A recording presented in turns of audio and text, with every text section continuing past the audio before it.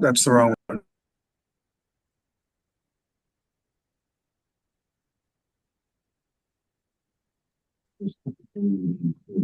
Can you hear us? All right, that's I'm able to my hear mic you. on this thing. I can hear you. Okay. I can't see anything, but I can hear you. So the live streaming's not working.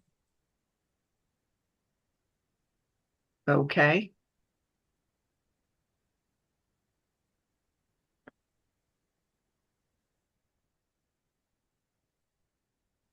We still have an echo.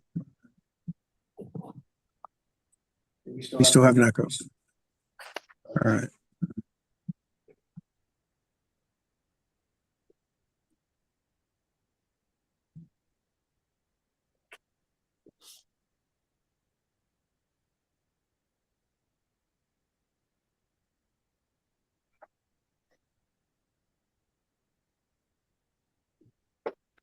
We still have an echo. Yeah.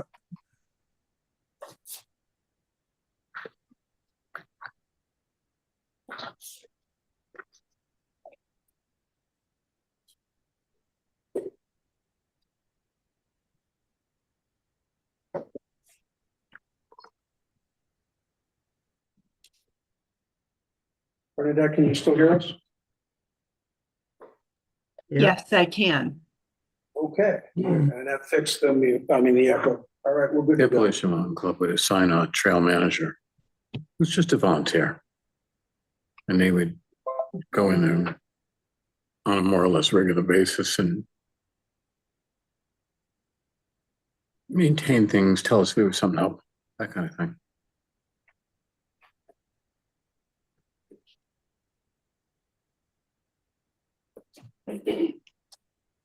It's a no-cost kind of thing. All right, Mr. Chair, we're good to go. Are we live streaming? We are not, and I don't know how to fix that, but we are recording. All right. Recording can be posted later. Commissioners online, can you hear us? Yes, I can. Okay, very good. I see Andreas online with his thumb up. I'm going to call the meeting to order. Town of Newington Conservation Commission regular meeting, July 21st, 2026. Do we have a recording secretary? Yes, I'm on. All right, Sue, if you could take the roll call for us.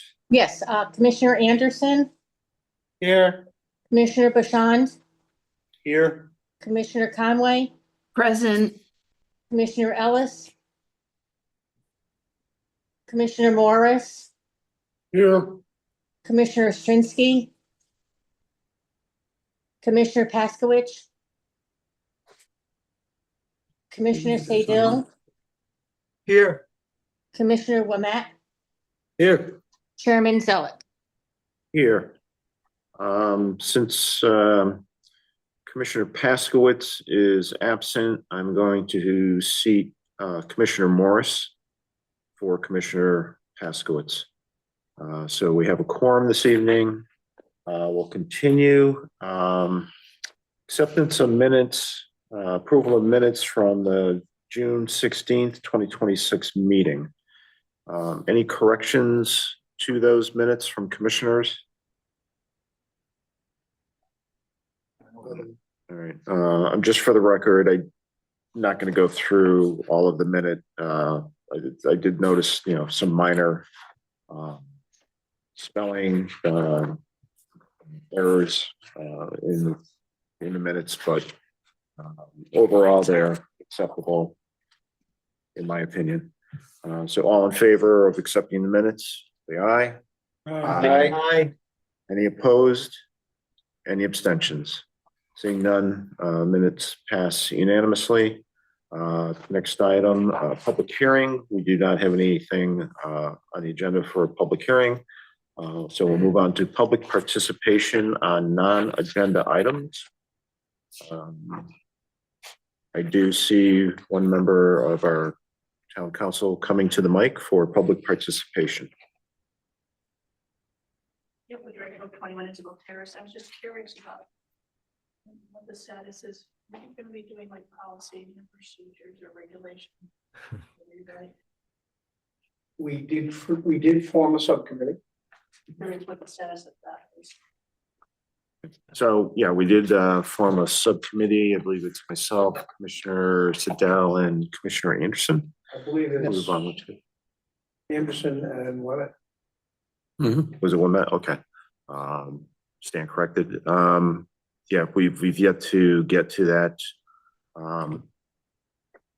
2 weeks. Model regulations. Can you resend those to us? I can. Okay, yeah, if you could. Electronically, okay? Yes, we need to kick this off. Thank you for the reminder, Gail. 2 weeks. All right. Any other participants online that would like to speak? The only participants we have online are the commissioners. Okay, then we'll close out public participation, move on to new business. Discussion regarding the presence of a spotted lanternfly in Newington. So I asked to throw this on. I've been battling the spotted lanternfly nymphs in my backyard. I started seeing them several weeks ago on my raspberry bushes, and I have some apple trees in my backyard, and they were starting to cluster on some of the new growth. They seem to prefer the new growth, and they were basically sucking the sap out of the plants. So I started manually destroying them. And then on a walk down one of our local paths that passes through some town-owned property, we saw another cluster on what we identified as a tree of heaven. And I said, well, this isn't our property, what do we do? So I reached out to the town manager's office, and they provided a link to a forms page. Basically, if you do see any type of spotted lanternfly, you can fill out the form. I passed on the link in an email to all the commissioners. The town staff that responds will be the Parks and Rec grounds team. There was, I believe, a gentleman, his name is Clay. He went out and they removed the tree of heaven, which is one of the most prevalent host trees or host plants for the spotted lanternfly. It's then since then I identified another tree of heaven at the athletic field out on Alumni Road. It was just kind of growing in a patch of landscaping that was not being maintained. So it looked like, the tree was maybe a year or two old, probably a good 6-7 feet high. And sure enough, there was another cluster of nymphs on there, and the town responded to my request. It submitted another form request. They were going to be in the area that day anyway, so they removed the tree and destroyed hopefully they destroyed the nymphs. For those of you that aren't really familiar with them, the early stages of the nymphs, they're very small. They're jet black with numerous white spots on them. The first encounter we had in our backyard, my wife and I were just having lunch at our table in the backyard, and we saw a little, black fly. We thought it was, maybe a spider by the way it, was moving around kind of erratically. We tried to poke at it, and it leaped immediately, and went to another spot on the table, and I said, I don't know what this thing is. So I took a picture of it, and I later identified, using the internet, that it was a spotted lanternfly nymph. And the advice was, if you see one, you're probably going to find others, close by, because they do like to congregate and cluster. So sure enough, that's when I found them on my fruit plants and started to remove them. So Can you tell us why they're a danger or a risk or a? I know they're an invasive, but is there? they're invasive, they're no harm to humans, but they are, they will destroy fruit trees, they will damage hardwood. So they are quite a risk to commercial hardwood industry. They are a nuisance, to local gardens and fruit farmers. So I certainly didn't want them on my apple trees and on my raspberries, so I got rid of them pretty quickly. Then about a week ago, I noticed another cluster on a shrub that was kind of crossed. It was actually in my neighbor's yard, but growing over my fence, and it was rather large, and it was another one of these tree of heaven type of plants. But I couldn't clip or reach the nymphs. So what I did is I went online and did a little research as far as what's a good way to destroy them without really harming your plants. Soapy water or something? Yeah, so basically there's a recipe. It's 1 gallon, or excuse me, 1 quart or 4 cups of water, a quarter cup of dish detergent, and 1 tablespoon of vegetable oil. Basically just put that into a hand sprayer. I have one of these, gallon sprayers. You kind of pump it up, and it's got an adjustable nozzle on it. So I was able to stream, quite a distance. The I guess it compaction suffocates them or something? Yeah, basically it coats them, and the effect is instant. I mean, within a second or two, the nymphs started to fall off the plants. And I went back, and there were dozens of them at the first spraying. I went back a day or two later, and there were maybe just half a dozen left that had come back, and then I took care of those. Recently took a walk up around Cedar Mountain, looking for some wild raspberries, and I came across what is called their honeydew. So as the insect is sucking the sap out of a tree, they're urinating quite a bit, and the urine has a very glossy effect on leaves. So if you see leaves that look like they have a glossy coating sprayed on them, if you look up, you'll most likely see the nymphs being active or clustered up above wherever the glossiness is, and it's commonly referred to as a honeydew. This urine that they are dropping. I only just heard about them last year for the first time, and I did find some in my own yard. Yeah. That tree of heaven I only heard about recently, and I saw the picture that you posted, and so I guess they grow pretty quick then, huh? It almost looks like a sumac or Yeah. something like that. Okay. Yeah. We tend to our landscaping in the front of our house, once or twice a year. And I looked out the window, the bedroom window, and sure enough, there's one starting to grow already this year. That's maybe a foot or two high. So they are fairly rapid growing plants. So I'll have to take care of that, rather quickly. If you saw in the picture, they do resemble a black walnut or a sumac. I did even see the nymphs congregating on some new growth of a black walnut tree. So I don't know if it's the shape of the tree and the leaves that attracts them. In my yard, they were just on a regular old maple tree. So.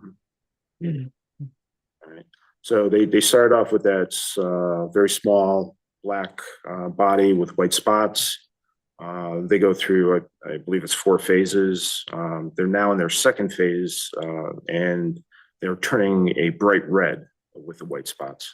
So the bright red, maybe a little bit of black here and there with the white spots. Odd looking bug. So that's what to look for. So I thought I'd brief you on that and how to get rid of them. So, in your own yard, you can do whatever you want. I prefer to, be as environmentally conscious as possible. So that's why I went to soap and water and vegetable oil route. But as far as if you see them on public property owned by the town. The Parks and Rec Department is willing to respond. And this is something new for them to handle. I think there's going to be a learning curve there for them, but they are willing, to address it. Mr. Chairman, I believe the spotted lanternfly was from Asia and was imported here. Correct. Yeah, my sister had an infestation in New Jersey, and we were in the parking lot and we found a couple and jumping around. They like to jump. The mature ones like to jump. And best thing you do is just stomp on it if it's not on the plant, obviously. But if you find it on the pavement or something, just step on it. And it's a bit of like whack-a-mole sometimes because they like to jump. But Yeah, they are quite agile. And deep, Connecticut deep, they say, if you see one, stop it, kill it. That's always been their advice. And from what I understand is they're hitchhikers too. So if they get on your car, they'll travel along with you to new locations to spread themselves.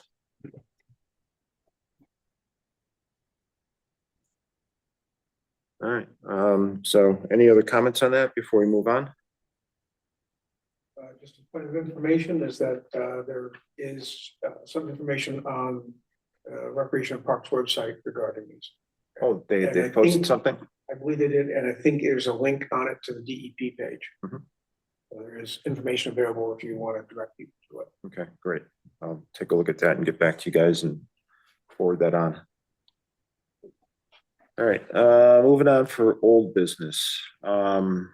Acceptance of the town GIS wetlands mapping as an additional resource to determine the presence of wetlands.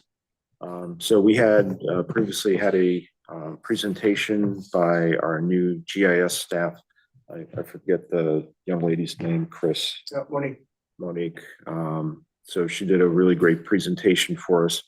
But we never formally adopted the GIS mapping. I think there were some concerns that it was going to replace our current wetland maps. I don't think that's the intention here.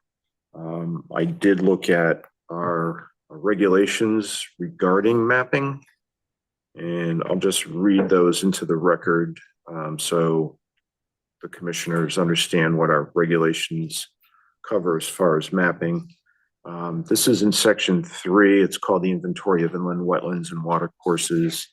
3.1, the map of wetlands and watercourses entitled Inland Wetlands and Watercourses Map, Newington, Connecticut, delineates the general location and boundaries of inland wetlands and the general location of watercourses. Copies of this map are available for inspection at the office of the town clerk or the agency.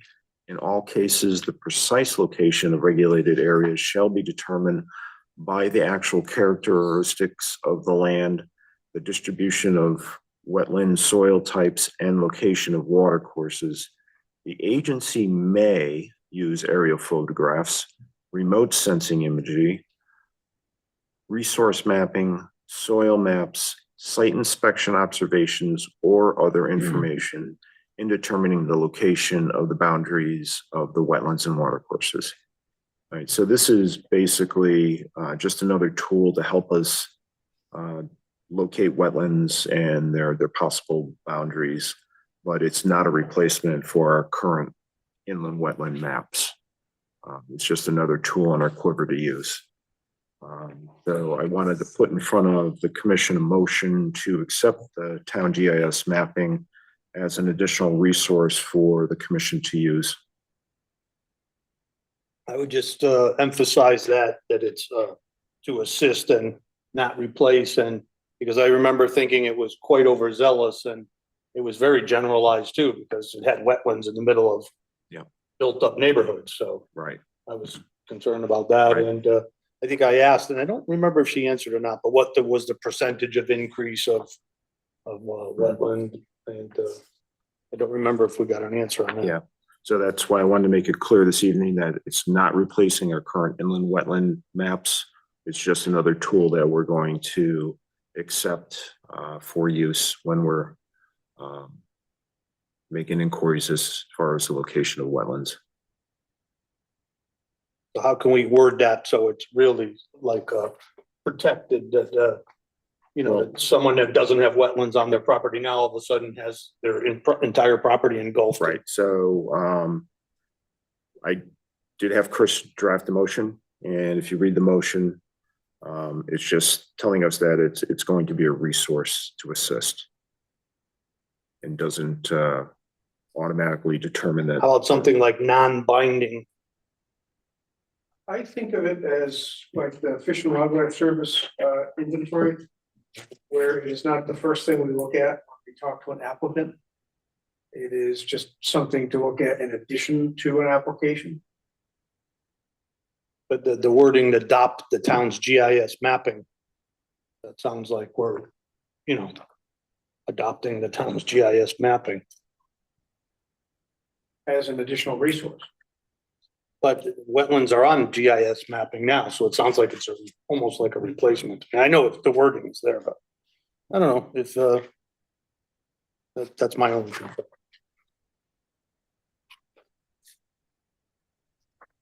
That's not mistaken in any way that it's a binding wetland boundary.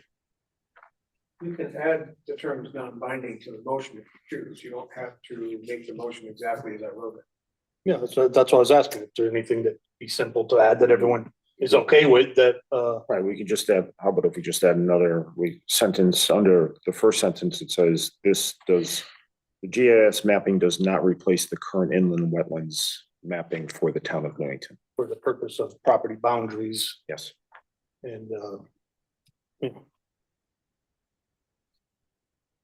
something like that would make me feel a little better.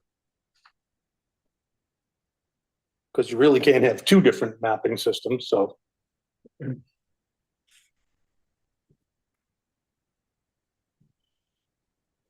Okay, any other comments by commissioners?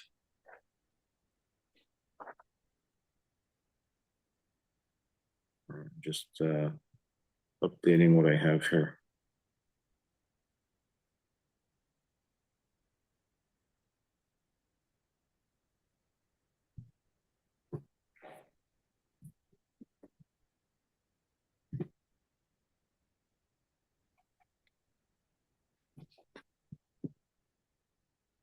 All right.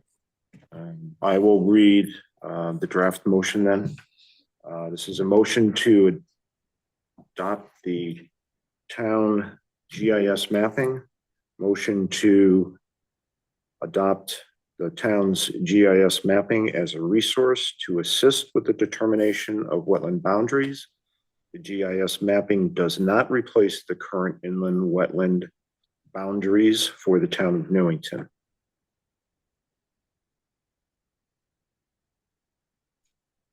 Acceptable? Okay, can I get a second then? Second. I get a second from Commissioner Wilmette. Any further discussion before we go to vote? All right, seeing none in the room, none online. All in favor of the motion, say aye. Aye. Aye. Any opposed? Any abstentions? Okay, motion passes unanimously.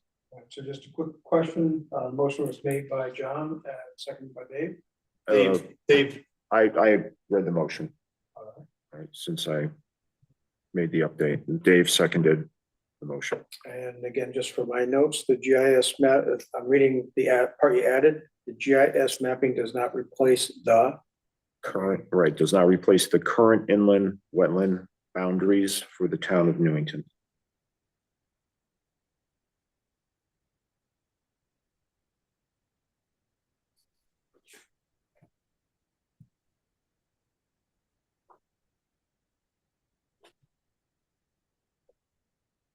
Thank you. Okay, moving on, the next item we have is a discussion regarding joining the Connecticut Land Conservation Council.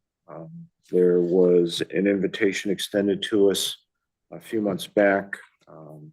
We never circled back and discussed this and made any kind of motion to join the Land Conservation Council. So I want to open that up for discussion today. There is a note here, discussion on joining the Connecticut Land Council or Land Conservation Council, excuse me. The cost is $100. The council is an advocacy group working with the legislature on conservation issues.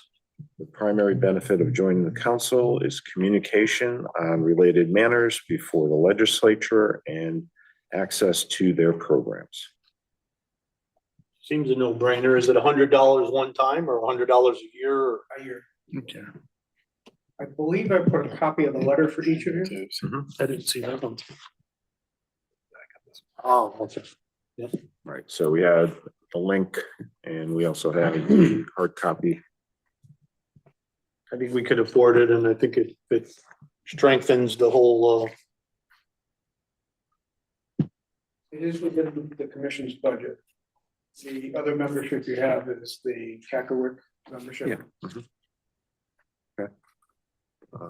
Any that's my opinion. other Does this mean we comments? won't be able to afford caviar anymore? No vocabulary.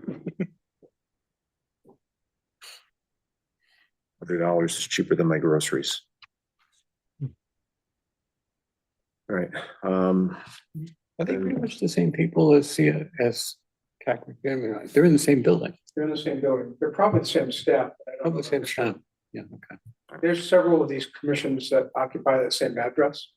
Right. Do we need to make a motion now? yeah, Dave, would you read the motion? Sure. The motion is to join the Connecticut Land Conservation Council. All right, can I get a second? Second. Second from Commissioner Anderson. Any further discussion? All right, none online, none in the room. All in favor of the motion, say aye. Aye. Aye. Any opposed? Any abstentions?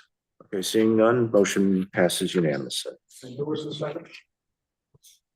Keith. There goes caviar. Moving on to our next item, public participation, non-agenda items. All right, no one in the room, no one online, Chris? All right, we'll close that out, move on to communications and reports. Any agent communications? The only thing I have for you is that we completed the agent approval for the application that was before us last month. You also have this, I don't know if you wanted to discuss the Cedar Mountain Conservation easement. You might want to read through them before you get into a discussion on it. I mean, it's more of a point of information for you. Yeah, I've read it before already. Okay. I'll just, if we're gonna have any discussion, I'll just point out one part that jumps out at me a little bit. All right, so this is the new parcel that the state is giving us an easement on. We don't own the parcel, right? No. But I think we discussed this prior to the meeting starting. We did, Maybe but give- it's not on the agenda, so if you want to discuss it formally. Well, it's an agent communication, right? You're All right, we communicating can do with us. that, yeah. It's not an application. Yeah, it's not an application, it's communication. I could just tell you, I was up there and I hope that these marks are well recorded in your GIS, very. So before you arrived, I mentioned to those who were present that I took staff up there on a field walk and we verified that all of the required rebar was set on the corners of the easement. That's quite a property, by the way. It's obviously it's been. Yeah. That's why it probably took so long, especially this that north end of it. You can't walk there. We did though. And you found every pin. We found every pin. Wow. That surveyor did his job. Okay. Some of them are tiny. They're like a nail head. They're not rebar. I'm aware. Yeah. So they will never be found in the future if you don't have them well recorded on a true GIS grid. Yeah, the one that was in the corner of the asphalt was a nail. And I found other ones that were just nails too. So, down at this south end. They were just pinheads. There's ribbon on the tree still, but the ribbon's not gonna be there for very long, so. If you looked at all of them, I The found ones these, we did not look for was the western boundary where they were already existing pins. Okay. I was on the eastern boundary, so I found some of All those. along the fence? Well, it's not at the fence, it's here. it's well away from the fence. I think only one of them was way away from the fence. Most of the ones are pretty close to the fence. Well, I only found a couple that were near the fence, so anyway. Yeah, I know the area pretty well. It'd be hard to find them. And when you're out there too, it's almost impossible to imagine this shape of a property. So the good thing is the state owns the rest of the land around it. So, well, besides both portions of it. So they're obviously not too concerned about us stepping over the boundary. And people have been using that land openly for years, so. And yes, a copy of the map was given to IT to put into the GIS. There is a process, however, to create this, and they're working through it. Commissioner Wimett has a question about the map. Oh, it's very simple. Do you know who owns this piece here? This, it's like a corner. Turn it, so that's, I can't read this, so I can't find. goes like that. I think that's Ball. That's Ball. Ball owns a little 10-acre piece there.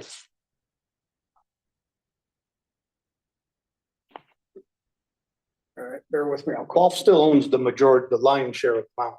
Right. That's a separate little piece there that, for whatever reason, it was been carved out. I'm gonna hop off the. You're not seeing the whole thing. But they don't own, do they own this then? No, that's state of Connecticut down there. But they own this whole chunk, huh? Yeah.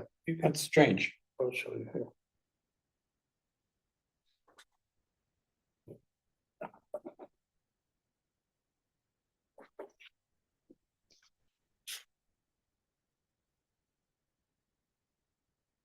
The little corners where that antenna is, isn't it, John? No, not that corner. The antenna's way up here somewhere. This is east, this is west. It's not this little corner up here, but that's not like the. No, that's west, that's towards Mountain Road. Russell Road is up on the bottom of that. Right, right. It's a little road, but that antenna that's by the edge of the quarry, it's not up in this corner. No, it'd be up in the bottom right corner of your view there. So to answer Dave's question, that piece of property he pointed to is still owned by both. And they just own a little isolated chunk and the state owns the rest. Well, it's contiguous to the quarry itself, but it is between the hospital property and that other parcel of land that the state owns where the group residence home is. And that's basically See right the edge of the cliff, right? Just Let me put this up on the drops screen. off. That's the, you're not seeing the whole thing, but that's right, that fits in there. And so that's group home, this is actually town property. Right. And that's group home, and then this is Balf again, this is Okay. Balf, Oh, that is, okay. it's all Balf, this is Balf, this is Balf. All right, here we go. Like Chris has it up on the overhead. So my cursor is, that's the one Dave asked about, that's ball. The one to the west here is state of Connecticut. This parcel here is ours. This parcel here That's Balf. is also ball. And then the one below it is ball. I tried to send a map that I made, like a kind of, you could tell I made it myself, but I sent it to the group one time, kind of carved out all those pieces using these same, grids. So But anyway, the part they gave us is in between there, in between the developed It's part. roughly this area that's green here. If you follow my cursor. Right. That's That- pretty much the extent of the easement. Not all of it, but it's in there, yeah, and where your cursor's going is pretty much fenced off, right, with a chain link. Currently. Where, The chain link is mostly to protect the building and the grounds from vandalism, not that it works, there's several holes in it.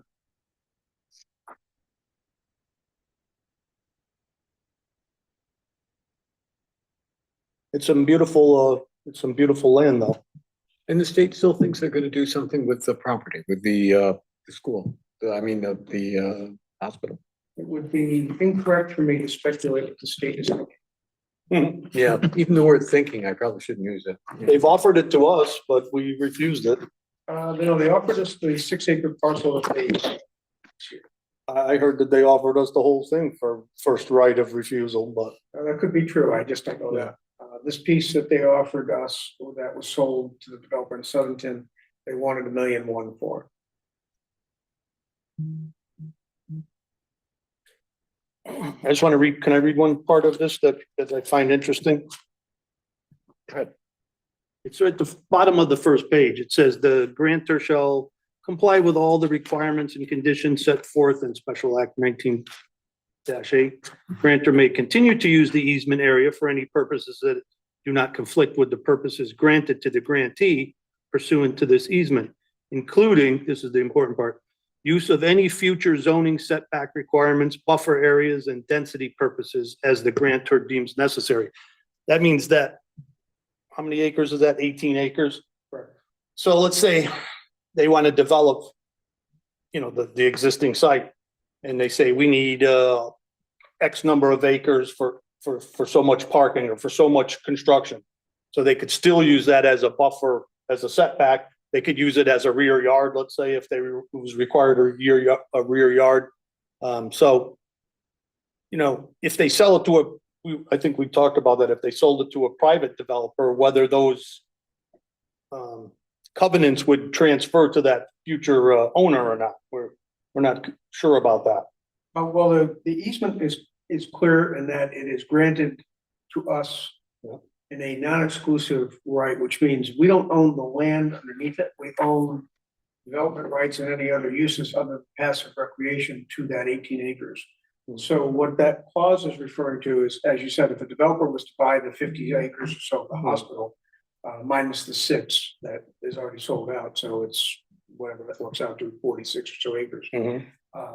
Whatever zoning conditions we would have that would affect that property for development, such as setbacks and densities and all that sort of thing, the 18 acres counts towards that, but they can't build in it. No, I know that. Yeah. But I'm just wondering if that would actually transfer to a future owner. Because they're specifically talking about them as the grantor having that right, but it doesn't say, or they usually would say their future assigns or something like that. So they could, I don't know if that automatically goes over with it or how that works. I'm just curious about it. Because my point is that if it wasn't needed in the future, then the state would almost certainly just say, okay, it's yours now, we don't need it I anymore. kind of agree with that question. Why didn't the state just give it to us? What do they want to hang For on that to? reason, for the reason they stated right there in the bottom of that paragraph, that they, Well, I believe for the same reason they wanted $1.1 million for the 6 acres they sold. They think that the land is valuable and that it has a market value and that they can make money on it, just like any other realtor. The people who run that part of DAS actually do think like they're realtors. I know those guys, yeah. Yeah, okay. well, they have to answer for their actions, that it's prudent for the. Well, there's for the another state. aspect to it that you're missing, which is they believe if they give something away, that they will then not have anything to do and they might lose their job. That's the way they think. So that's why they try to hang on to everything. They did a good job with this one, because it took how many years? 20. Well, I do have to, I can't blame them entirely. I'm just telling you how they think. I mean, when the act was passed, it was incumbent on the town to push forward with DAS to get the survey done. And I do not know any of the people who were here at the time, such as the town manager or the planner or any of the other folks who were involved. So I'm not really trying to say this as a criticism of them, but the pursuit of getting the DAS to do the survey and create the proper map, because the map that the special act was based on was a GIS product from DEP. Frankly, I had seen that map and I could not reproduce it if my wife depended on it. So that's why our fee for getting this easement to the finish line was we paid for the survey and we paid for the administrative costs of the attorneys drawing up the documents. So that was primarily because Paul Dixon discovered that this was hanging around out there. And then when Jonathan Altschul started here, he and Paul took that ball and ran with it. So it was through primarily the efforts of those two to get it finished. I don't know exactly who started the request or whose office it went through, But I would call it a team effort in that regard. It's just that there was a gap between let's say, between the first inning and the last inning. We'll call it rain delay. So it raises the issue of what, the purpose of, imagine the developer bought that land at the end of what is it, 6 acres or 10 acres or whatever you said, where there was some existing, residents there, for the purpose of development. So I'm a little bit concerned about that. Not that it's in our purview here, but, I just think that, just for a practical purposes, no one's lived on that mountain in Newington in our entire history, except for those temporary residents for doctors who worked at the hospital. And I would hate to see that, I think we need a policy to try to avoid that. So we don't have control over everything, but So the gentleman who bought that property thinks he can renovate those buildings. He thinks that the structure is sound. but that would still require a Correct. zoning change because it's not zoned for Correct. residential living. So it would have to go to TPZ, right? I know, that's the worst. What is it zoned for now? If you know off the top of They've your got head? asbestos in them. I've actually poked my head in. Because I did mention this to, You can't. the chairman of Get it. TPZ and I think he It's did say. zoned as public land. Okay. And even though, so when the state owns it, they could pretty much do whatever they want. They could build houses, they could. I think they're No, I slab think, on I grade. think the state has some limits on that as well, although they don't answer to our zoning. If the state was gonna operate as the developer, we are basically at their mercy.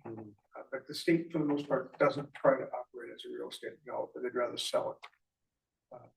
Notwithstanding Dave's previous comments about their job security. No, they really do feel that way. It's not true. Because they would just find something else for them to do, but they believe that if we give this, public state hospital away, this land, I will have less to do, and therefore they might get rid of me. That's the way they think. I'd just like to point out that, They're in my bargaining unit. So I'm gonna have those things. we're doing pretty good on securing land on Cedar Mountain. At one time, all we owned was that single strip of ancient highway or old highway that goes through the middle, and now we have Markout. We have this other piece that they gave us on Mountain Road. We have a little strip by the water tower, and we have this easement, behind the hospital there. So we're doing pretty good in that regard. But there's no reason why we can't think bigger and keep going with that. Because it is a unique resource. When you're up there, you could see it. It is a unique resource. And so I say, not just strictly for the purpose of preservation or nature, but for even just for practical purposes that no one has lived on that part of our town for its entire history. So I think we should think long and hard before we encourage development that will put people living there. We may not be able to avoid some type of development on that property because if we're not willing to step up and take it. But Andreas has his hand up. Commissioner Siddell? Yeah, I have a quick question. So what is the trespassing rule? Are we allowed to wander up there and look around? I'm very interested, but I don't wanna trespass, so to speak. So what rights do we have for the public to go Well, walking you around have up there? rights to passive recreation within the conservation easement and certainly within the parcels that we own and fee. So I wouldn't worry too much about that. I also don't expect that Golf is gonna send any security guards up there looking for you. as long as you stay away from the edge of the quarry. Yes, stay and don't go within the fenced in area that is intended to keep trespassers away from the building. Okay, Other than that, have a nice walk. okay, thank you. That's why I was saying it's impossible, even if you had this map with you when you were up there, you wouldn't be able to tell if you were in the easement or not, so they're pretty lax, I think, about that, and they must realize that themselves, that they're not pushing for some strict boundaries. I mean, they didn't, otherwise they would have fenced it off or something, so I think they realize that people are gonna walk there and to make it official, they had to, survey it, but and like you said, Balf has been pretty generous with their not enforcing their private property rights for all these years. There's a few old signs up there like out on Jordan Lane, but they haven't, touched those in decades, so. And even the most popular feature of the whole mountain, which we call the peak or the lookout, that's actually private property. Everyone just thinks it's town property, but that part right there is actually private property. It's false property. So the peak isn't on the Marquette property? No, it's north of the highway right away. Oh, you mean overlooking the quarry? No, it's Overlooking town. just overlooks the town, it's a clearing there. We called it the peak. It's actually not the highest part of the mountain. They used to have the young people for generations had parties there and hung around up there and stuff, so. Yeah, if you go up the trail by the water tower, the first trail that you hit at the top of the hill there, you go left and you'll come out, a couple 100 yards down, you'll come out to a clearing has a rock face to it, so it's like a little cliff. And it looks due west, so you get a good view of the town there. But everyone just for generations, people have been using that like it's town property, so. I'll have to take a look next time.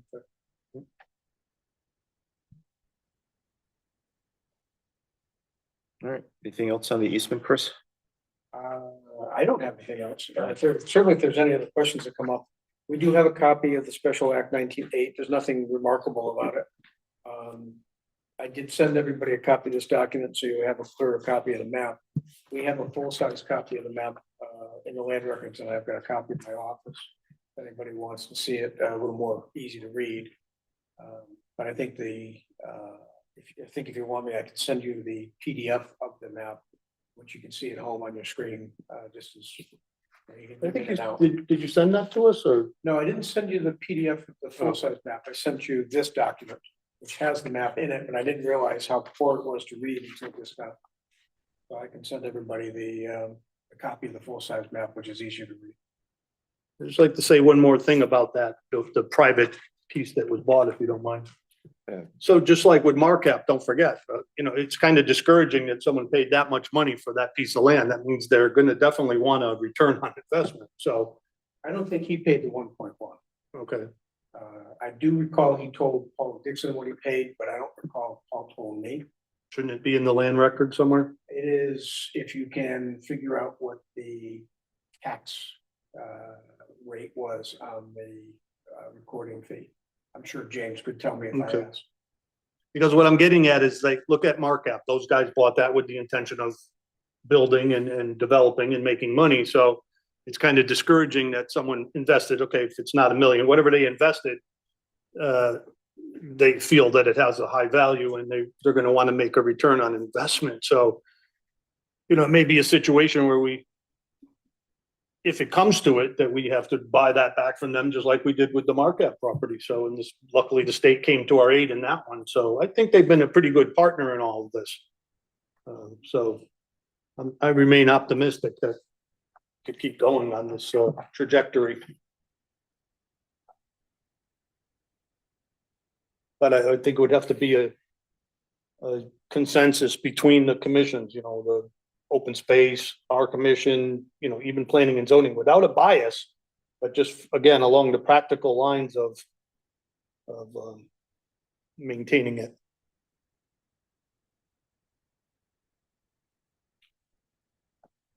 That's all I have to say. Okay, this idea of commissions speaking, is that something that you'd like to have added to the agenda that we pursue? I don't know, what do you mean? I'm not sure we're there yet, but Okay. if we were gonna have a consensus between the land use commissions, then it might not be a bad idea, at least to see if we're all on consensus. Maybe just me thinks like this, Maybe when our council members come up, we can ask if there's any more, anything else going on there. So I'd like to move on then, regarding the tree for, Commissioner Block. Do we have any update on that, Chris? Yes, included in your little handouts tonight, I gave you a copy of the town's current policy. The cost of the tree is $1,000. That includes the plat, and that little handout describes their typical process. Now, in talking to Parks about this, they don't currently have any trees in stock, so that they are willing to procure whatever it is the desire. Their favorite is a dogwood because it doesn't grow too high, it's easy to care for, and it flowers, which makes it beautiful by itself. As far as the location, they have, they've been pretty busy, so to have them even throw out one suggestion, which is there's an area to the north of the soccer field in Mill Pond Park, south of the pedestrian bridge, that they favor for a new tree location. But that's still open to suggestion from the commission and whoever else has an opinion on it. And as far as paying for this, As far as paying for it, I'm gonna defer to council liaison. okay, Yeah, I was gonna say, because this is says it's offered to the public, but we're not exactly the public. So Well, you're both. we could be. You all. In this case, I'd rather not be. Yeah. you all- Rather have the council be the public. As I said last month, of the accounts that I control, none of them really provide for this kind of a thing, so. This may require a conversation with the town manager's office, if, for instance, council has got an appetite for taking on a contingency or some other fund that I don't control. And obviously it wouldn't be that full cost either if it was And we'll within, speak to that. yeah, within town, town to town. so we'll pick this up hopefully under liaison communications. Anything else, Chris? I'm all set. Okay, so we'll move on then to town council liaison communications. Now that I've just thrown Gail under the bus. Not really. You got a lot to answer for now. All right, do we want to wait for Kim to return? She's not feeling that well, Oh. so. I'll just give the updates. Hope he doesn't have that cyclist, so. Don't even say it. Excuse me. Can you make sure that the microphone is on at the table? Yes, I think it is. Can you hear me now? Can you hear me? Yeah, that any better it's still very, very soft though. Okay, I'll just try and talk. Is the switch on? What, is the mic actually on? It is green. Sometimes if you turn it off and on again, All set? Can you hear me now? Is that better? It's still very faint. Okay, I will, screen, the last town council meeting, I think, one of the things that you might be interested in, because it might be coming to you is maybe not, the resolution was passed to put the firehouse board, demolition and rebuild to referendum, so it will be going on the November election for $7.8 million. So at this point, it'll be, to the public.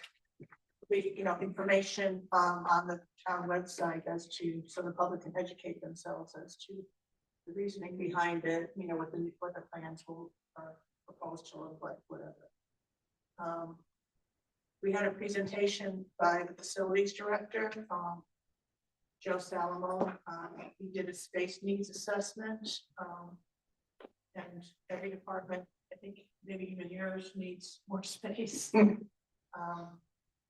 So probably the main focus at this point will be determining what should go into the 28 Garfield Street, formerly known as OFI, and discussion on the Firehouse Street at Chapman Street.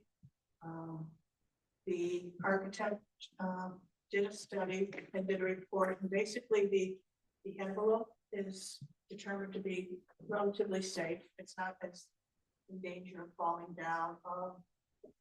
you're talking about the little firehouse that's over by Willard Avenue there? So the plans now are to just shore up the envelope, which is like some of the bricks, some of the external, the parking lot, whatever, replacement windows, the roof, whatever.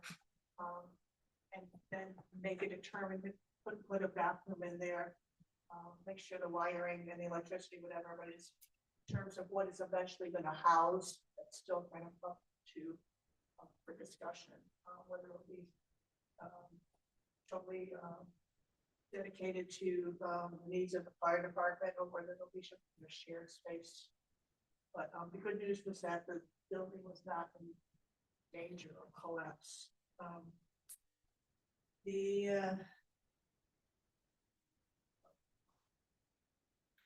In terms, it wasn't from the town council, but in terms of the open space committee, that Monique, who did your GIS, Monique and Charlie did a really good, at least they started on a good compilation of all of the town's open space land dedicated or uses open space, and the intent, what their intent is and what the direction of the open space committee was, is to get a good kind of a roster out there in terms of, you know, where the land is located, what facilities are available on it, what its uses, is it, passive recreation, is there hiking trails, whatever.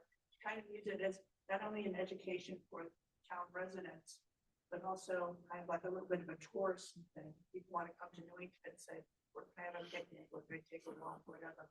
And they did a very good job, as you've seen from the week's work before, on some of the other projects that she's worked on. So their next step, it hasn't been 100% finalized. They're going to present it to the town council and see, where we want to go from there. I'd like to talk about that. So, okay, no, I just, yeah, I did a my house. That's gonna be moving forward. Do you have any new information? I know, is it Friday that there's going to be a walk to, Commissioners, Chairman Zeller, you will be joining us on Friday to assess the condition of where the Marquette property. where the road was. where the road was put through up by the tower? Yeah, we really didn't talk about that if you intended to. You were invited. Yeah, I am And invited. I know Chris, you'll be there. I will not be. Oh, you will not be there? Yeah, there will be, I probably can't because of getting into work, but. All right, so. Well, you wanna get one of them? So just Yeah. one point of order before we go too far down this road. So this is in with the town attorney. So I have been advised that we can't, for legal reasons, discuss it any further than the Okay. issue of the walk. The walk is obviously scheduled, it's a public walk. Yeah. But we can't have a discussion on matters arising from the work. All right, so regarding that, do we have a documented gag order from the town attorney Yeah, I know, telling that us sounds not to talk about ridiculous. the Yeah. conservation easement violation at the Marquette property? That can't even be possible. So That's there's- impossible. There's two issues here. There's the legal aspect of it, and I'm specifically told by my boss not to discuss this in this forum. And then there's the fact it's not on the agenda. All right, I'm gonna tell you right now, your boss doesn't tell us what we can and cannot talk about. This is the Conservation Commission. This is not the town manager's office. He doesn't tell us what we can talk about. He could suggest it. And he could tell you what you can talk about. He definitely told me what I could talk. Yeah, Right. so let's, we don't have to get too upset about it, but I think it's, We just want to be clear on this. I think the best course of action, though, is to attend the meeting on Friday and see what comes from that, and we're still waiting on the report from the attorney. When's the meeting? All right, so Commissioner Lumet wasn't here. I'm just gonna brief him. Either 3 or 3:30. You can tell me afterwards. No, there was violation by the town of the conservation easement at the Marquette property. The town is in communication with Deep, since they are the easement holder, on how to restore or address the issue up there. There's literally over 100 tons of material that's been deposited on the property. They started the construction of a roadway, and the project was stopped. And now we're at a point where we need to talk about restoration. So Friday of this week, Chair of Open Space, the Chair of TPZ, Chair of Conservation, members from the two political parties representing the town council. Gail will be there, and Matt Plord will be there. And then various members of staff have been invited. And I believe the time is 3:30, somewhere in there. I'll have to look at my calendar, but. Three rings a bell. So is anyone invited who wants to come, or is it by invitation By only? invitation only at this point. Hmm. So it's going to be a little bit of a working session to look at the property and understand what we can do. I think that in your case, as members of the commission, if the chair was to invite you, that you wouldn't be escorted off the mountain, so to speak. Well, it is public place, so you couldn't.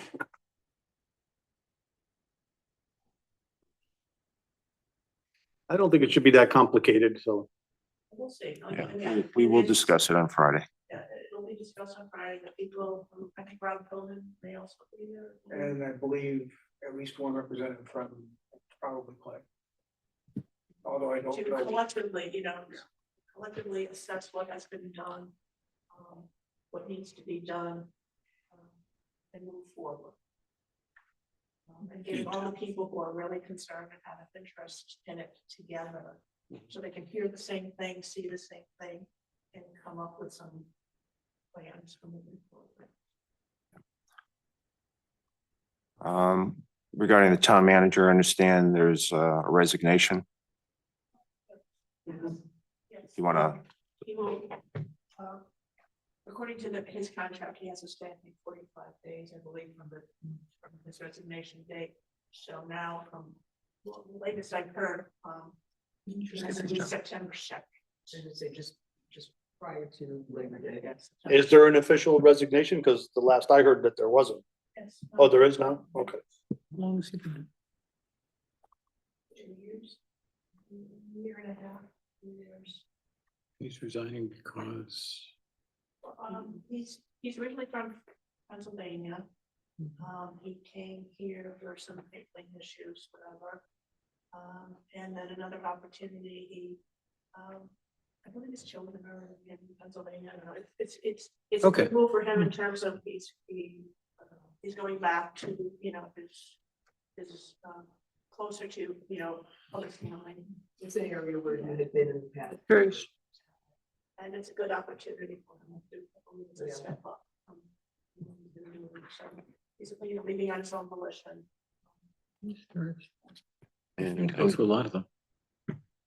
So you're gonna have a national search. I hope we don't go through that whole process. Actually, we talked about it today at agenda setting. There's gonna be an executive session next week to talk about how we move forward with parameters of the search, who if there were an interim. Yeah, I was gonna say interim, which is what we've had in the past. So it hasn't been, nothing's been agreed upon yet. It's something that Tuesday. I hope you take a good close look at James, because I would hate to lose him as the clerk, but All possibilities will be discussed. I heard your name. oh yeah. The dumbest person in the building. I call James the smartest person in the building, so you'd be lucky to get him. And I believe there was another resignation, the town planner. I don't know, I don't think that was announced at this meeting. It's been what? Yeah, we might have heard that before. I was at another meeting, so maybe I was listening into the zoning meeting, that's where I heard it. Oh, really? Yeah, We missed it too. So I went out with him on Friday to celebrate his new job. His last day was, the 14th. What we heard today at agenda seat, I think there's been 2 applicants. But nothing's been come out. But thus far, I think that it's closed. I'm pretty sure the application period is closed, so now we'll be talking. I understand through the grapevine that it was closed and then they reopened it. He will be missed. I've worked with him on various committees, and you ask him a question, ask him for a task, and the way it's done well. Sorry to see him go. The interim Eric. Eric will do a good job. We all love Eric, Oh, yeah, he's the best. We've got a lot on his plate, but he's willing to step in and serve until such time as a He permanent. has to be. Fortunately, we have Charlie on board.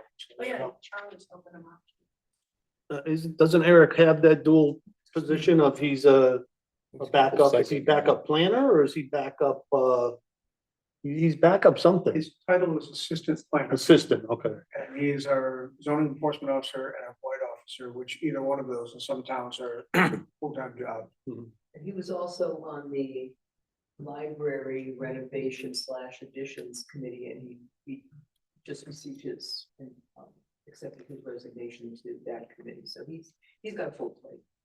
He's staff liaison to something like 6 commissions. Yeah, he's on the, our zoning board of appeals too. I saw him in the vault today.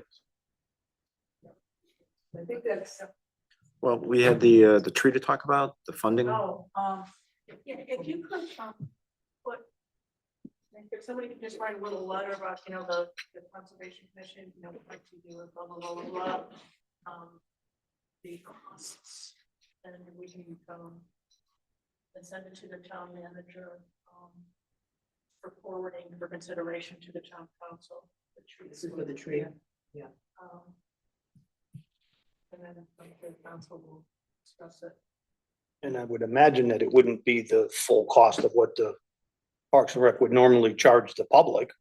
It would have to be I would imagine it would just be the actual cost. Yeah, I mean, we'll find out, Yeah. but I think that's the only way we will be able to go through and officially pursue some kind of funding for that. But it's a good, I mean, given the amount of time and expertise that he gave to the community and to this Yeah. commission. I mean, it's $1,000, it's one truck tire. Yeah, I mean, I'll certainly push for it, I'm sure. Kim will as well. And as far as like the species, I'm not really in favor of the dogwood. I'd like to see something a little more substantial. Something, yeah, right. So something that gives back, Roll some over fresh his air, grave. some shade, You're something a all little welcome bigger. to make suggestions that they will take seriously. And I say this because I am the wrong guy to talk to about trees besides dogwoods and maples. All right, but if there's, I like dogwoods, I have one. I like maples. if I we have a one. choice, an oak or a maple, that's what I would be in favor of, something more substantial. Commissioners, you can chime in if you have a preference. I'd rather see an oak myself. And the policy is also specific about what's on the plaque. It Yeah. names the tree and it names the person. Yeah, I kind of like the oak. I think that's one that gives back. It provides food for wildlife, oxygen, shade, so it's. Did they mention the choice. location or I didn't? They mentioned to me, it's not in the policy, obviously.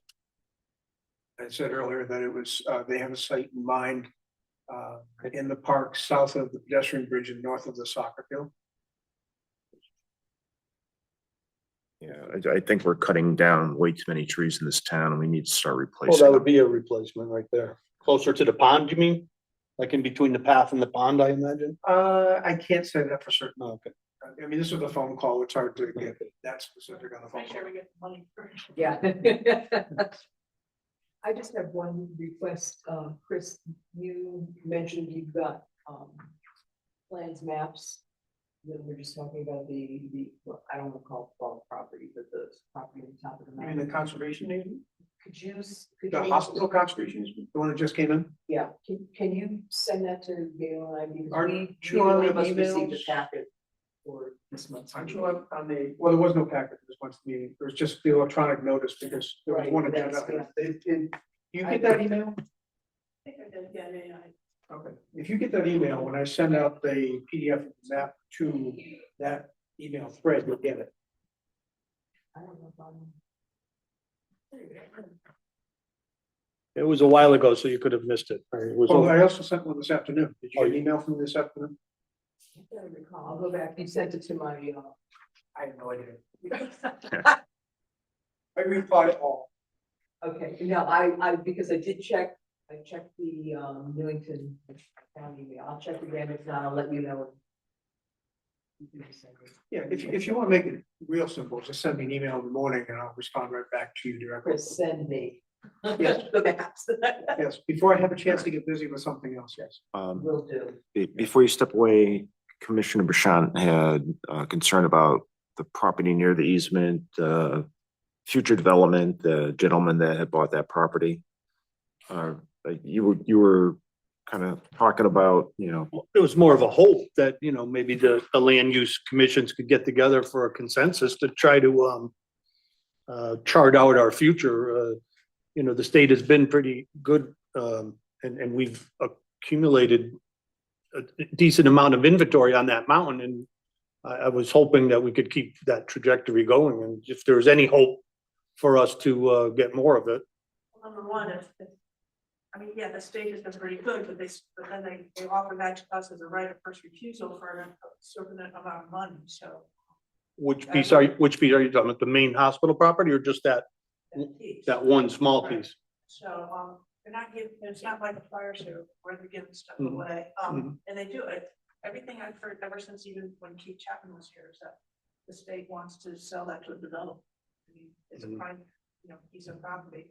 I do believe everybody, most of the people in this town, the town council, land use commissions are very aware and will do anything they can to get more property on Cedar Mountain. I don't think it's a question of having to get a group together to start advocating for it, but our town, our state representatives realize that Cedar Mountain is very important to us. The town realizes, it's in our POCD. So as opportunities come up, certainly,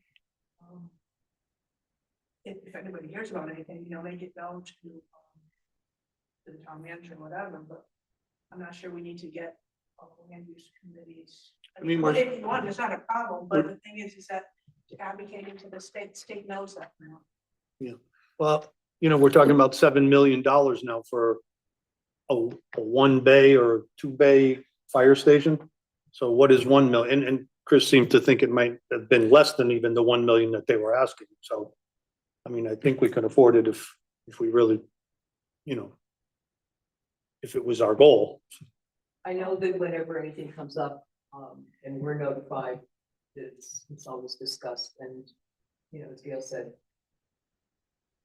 I can't speak for other counselors, but I know that we are all very concerned about preserving land and acquiring open space whenever it's possible. So anything that comes before us is a very serious conversation. Well, so it's kind of like time is of the essence right now because this is happening while we speak, so. Andres has his hand up. Commissioner Siddell. If I may, to go back to the tree, with the commissioner. I looked up, I asked, Gemini, and they said, which native shade trees live the longest for a grand memorial tribute? White oak was number one, lifespan 300 to 600 years. The white oak is the quintessential legacy tree. It develops a massive noble trunk and a wide spreading canopy that provides generous shade, is extremely resilient once established, and serves as a vital keystone to host plant for local wildlife. Number My two- favorite tree in the forest. Yeah, number two was sugar maple, and then I don't think the other ones was swamp white oak and then American sycamore. But I just used AI and looked like oak is good, and then it's oak, it symbolizes strength, longevity, wisdom, and endurance.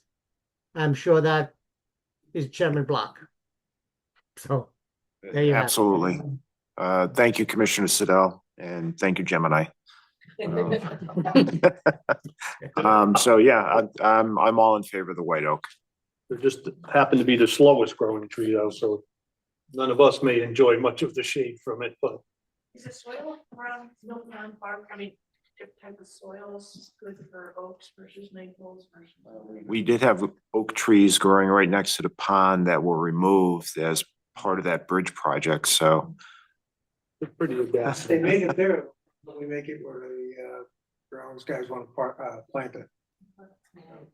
Thank you. Although our soils are generally not favorable for most things in town. We have a lot of clay. We pulled a lot of clay out of the parking lot, the side of the building, so. In the library too, right? You had to put riprap on there. I'm not personally familiar with the library project, but The parking lot right Oh, out by that part. Garfield. yeah, that's what I'm talking. Oh, yeah. Oh, okay. All I right. wish we still had brickyards around it. It's beautiful clay. but it was expensive Oh. stone. It made a brick out of clay I took out of a drainage system recently, just as a joke. Cause I always say, you can make a flower pot or a brick out of it. So I just formed a brick and let it dry. It's not structurally sound, but it looks like a brick. Next time you have a fire. There you go, fire it. Okay, so we're done with council liaison communications, move on to pond life research and education. I don't think Commissioner Paskowitz is with us. This is his item. That's all we have. So motion to adjourn, please. So move. Motion by Commissioner Wilmette, second by I'll second. Commissioner Bashan. All in favor, say aye. Aye. Aye. Opposed, abstentions. Have a good night, everyone.